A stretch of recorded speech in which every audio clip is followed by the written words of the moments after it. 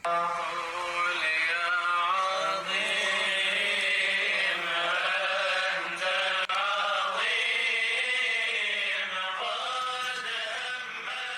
apa yang kita pelajari sore hari ini, kesimpulannya adalah bahwa takabur yaitu menyombongkan diri.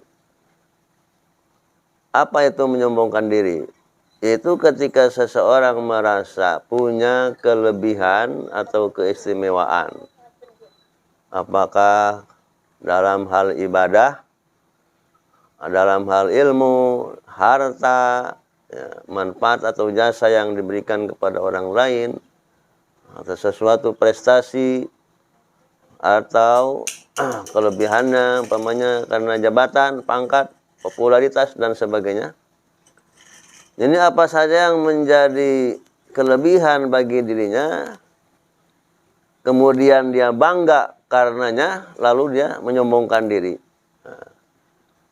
Ketika dia menyepelekan orang lain, menganggap orang lain rendah, hina, orang lain tidak perlu dihargai, bahkan dia menampik saran-saran orang lain. Kalau dia sebagai seorang pemimpin, dia mengabaikan musyawarah. Cenderung kebijakannya itu ya diputuskan secara sepihak oleh sendirinya karena kesombongan itu tadi. Nah ini kalau orang sudah terjebak takabur atau menyombongkan diri, ini berada pada posisi yang sangat berbahaya. Mengapa berbahaya dan sangat berbahaya? Karena pertama, orang yang sombong tidak akan pernah bertobat. Mengapa tidak akan pernah bertobat? Karena merasa dirinya sudah baik-baik aja, merasa dirinya sudah benar, merasa dirinya sudah lurus, merasa dirinya tidak butuh saran, nasihat orang lain, merasa dirinya tidak butuh tambahan ilmu. Bahkan kata Imam Al-Ghazali, kalau dia dinasihati, menampik nasihat orang lain.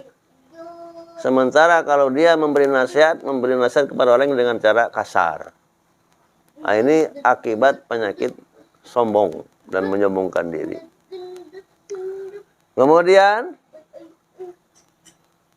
akhirnya dia hubungannya dengan sahabatnya, dengan tetangganya, dengan siapapun ya, itu menjadi punya hubungan yang tidak harmonis ya. Hubungan yang tidak akrab ya. Bisa jadi malah dia dijauhi oleh banyak orang gitu.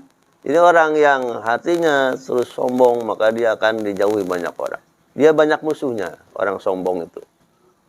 Sementara dirinya sendiri merasa nyaman-nyaman aja gitu, tidak menyadarinya. Nah, ini bahayanya. Nah, belum lagi Rasulullah SAW bersabda, la yadkhulul jannata man kana fi qalbihi mithqalu dzarratin min kibrin. Tidak masuk surga orang yang di dalam hatinya ada meski sebesar biji sawi saja daripada sifat sombong. Mengapa sebegitu parahnya? Walaupun kecil sekali sifat sombong itu. Karena memang dampaknya tadi, nah, akibat sombong, maka dia dalam pribadinya akan lahir perilaku atau akhlak buruk lainnya. Sikapnya tertutup, menampik saran orang, ya, mudah marah, kan? Ketika dia memberi nasihat kepada orang lain. Bahkan dia tidak pernah tobat kepada Allah Subhanahu wa Ta'ala. Nah, kalau begitu, maka kita wajib ya, menjaga diri jangan sampai kita punya sifat sombong. Dan menjadi kewajiban setiap muslim, kata Imam Ghazali, untuk membersihkan hatinya daripada sifat sombong. Maka untuk mencapai hal itu ya, dalam rangka mengobati sifat sombong, pertama kata Imam Al-Ghazali, kita ini harus mengetahui siapa diri kita. Nah, kita ini tidak lebih dari sekedar manusia yang lemah, yang bodoh. Ya, kita lahir ya, tidak dalam keadaan tidak tahu apa-apa dan sangat lemah, tidak bisa apa-apa. Maka oleh karena itu tidak pantas sombong dan menyombongkan diri. Yang layak ada dalam diri kita adalah sifat rendah hati, ya. Itu sifat mau menerima saran orang, ya, mau menghargai orang, ya, pandai memberikan pujian kepada orang, ya, mau diluruskan oleh orang lain.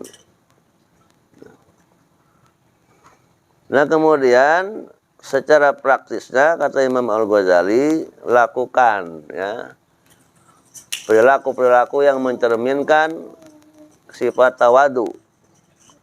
Salah satu di antaranya adalah Rasulullah pernah begini. Rasulullah itu innahu kana yaqulu 'alal ardi wa yaqulu innama ana 'abdun aqulu kama yaqulu 'abdu. Suatu saat Rasulullah makan lesehan di atas tanah. Ketika sahabat bertanya, beliau mengatakan, aku kan hanya seorang hamba saja. Itu. Aku ini seorang hamba saja. Jadi aku makan ini sebagaimana hamba yang lain makan. Nah ini cermin daripada bagaimana orang, ya, berusaha menyingkirkan sifat sombong. Gitu. Tapi bukan berarti Rasulullah ini kita anggap sebagai orang yang sombong. Tidak, ya. Artinya ini suatu contoh, ya, bagaimana terapi, ya, mengobati hati kita. Jangan sampai sifat sombong itu bercokol terus dalam hati kita, gitu. Jadi harus ada usaha, ya, upaya-upaya membersihkan hati kita daripada sifat sombong.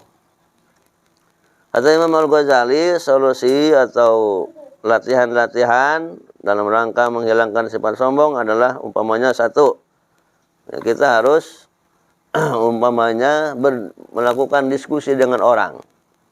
Ketika lawan diskusi kita, ya, melahirkan ide-ide yang bagus, ya, pendapat-pendapat yang benar, nah, maka kita harus menghargainya, harus mengakui kelebihan dia, itu.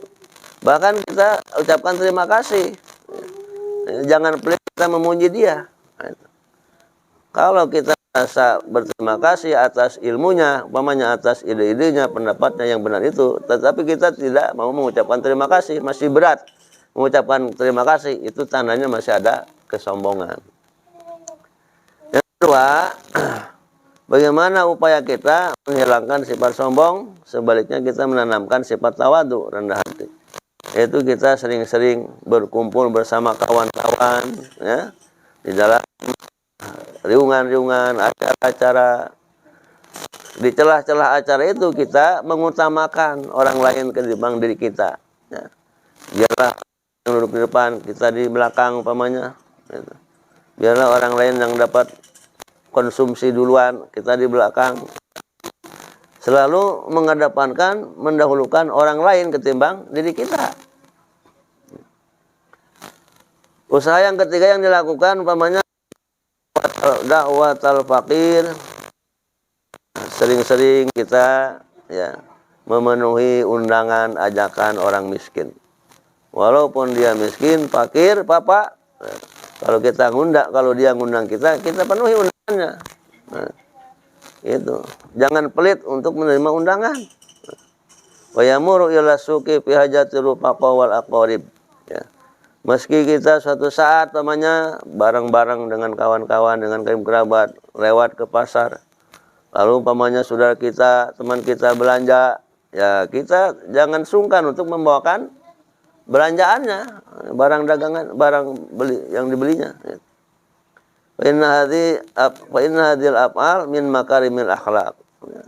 Nah, cara-cara dan perbuatan seperti ini termasuk akhlak yang mulia. Wa thawabu 'alaiha jazilun, dan ada pahalanya yang besar. Yang keempat, cara kita menyingkirkan, mengikis sifat sombong adalah kalau kita belanja ke warung, ke pasar umpamanya, untuk kepentingan, kebutuhan-kebutuhan kita sendiri, kita bawa sendiri. Kita tenteng barang belanja itu oleh diri kita sendiri. Jangan disuruh orang lain yang membawanya. Yang kelima, ayat bisa siaban bidlatan. Ya, gunakanlah, ya, pakailah pakaian-pakaian yang tidak keren, ya. Ya, artinya ketika dalam keadaan tidak menuntut kita perlente atau keren, ya kita pakaian yang biasa-biasa saja, yang sama dengan tetangga kita, ya. Tetangga kita umpamanya ya petani, tetangga kita orang biasa, ya biasa-biasa saja. Nah, ya terkecuali ya konteksnya zaman sekarang umpamanya ya kita atau seorang pimpinan perusahaan yang mau rapat harus berdasi, ya silahkan itu mah. Ya, artinya dalam keadaan ya yang biasa, ya, tidak usah kita berpakaian yang keren-keren, ya. Ya, istilah kasarnya pakaianlah yang di bawah standar gitu, ya, yang layaknya dipakai oleh orang-orang miskin yang lain. Ini dalam upaya kita mengikis, menyingkirkan kesombongan dalam hati. Wallahu a'lam bishawab. Mudah-mudahan apa yang disampaikan pada kesempatan ini menambah ilmu yang bermanfaat bagi kita. Subhanakallahumma bihamdika asyhadu an la ilaha illa anta astaghfiruka wa atubu ilaik.